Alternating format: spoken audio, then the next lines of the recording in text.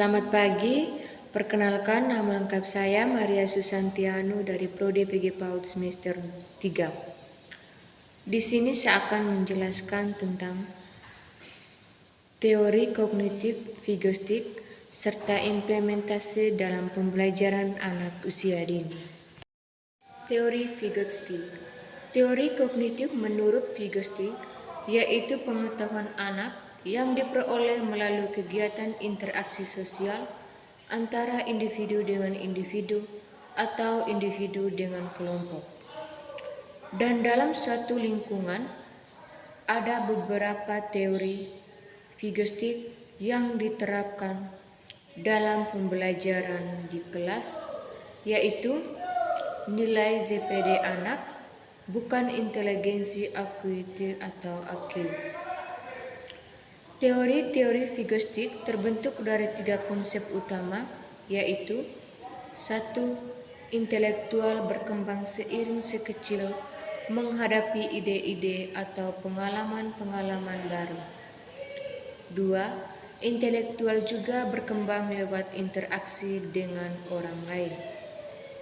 3. Guru adalah mediator dalam pembelajaran si kecil. Penekanan teorinya adalah untuk menekankan pentingnya pengetahuan awal dalam suatu proses pembelajaran. Dia juga ingin guru membantu murid dalam memahami pengetahuan dan perbedaan pengetahuan lewat pemahaman cara kerja otak.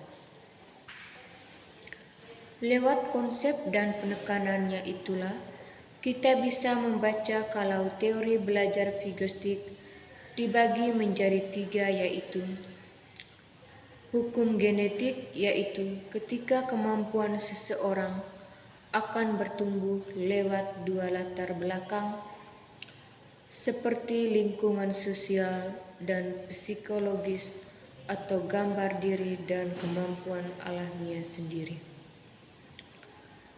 Zona perkembangan proksimal juga dibedakan menjadi 2 tingkat, yaitu pertama, perkembangan aktual yang terlihat dari kemampuannya dan menyelesaikan tugas atau memecahkan masalahnya sendiri.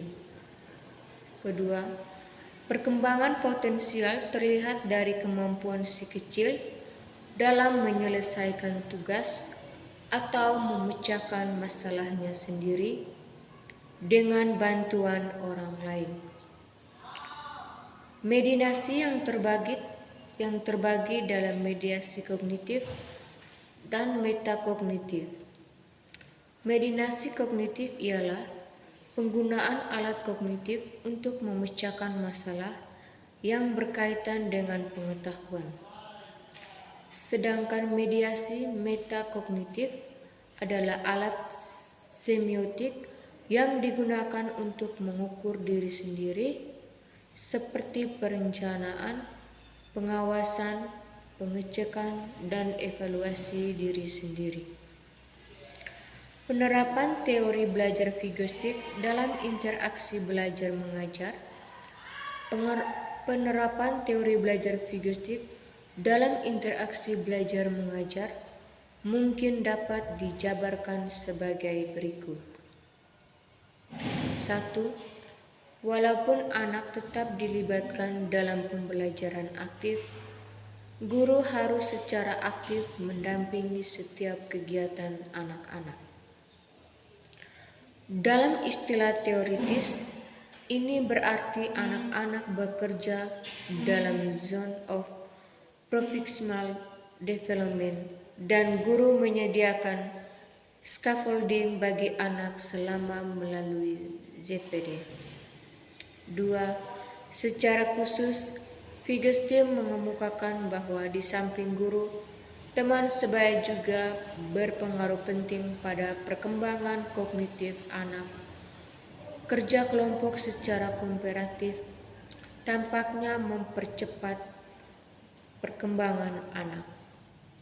3. Gagasan tentang kelompok kerja kreatif ini diperluas menjadi pengajaran pribadi oleh teman sebaya,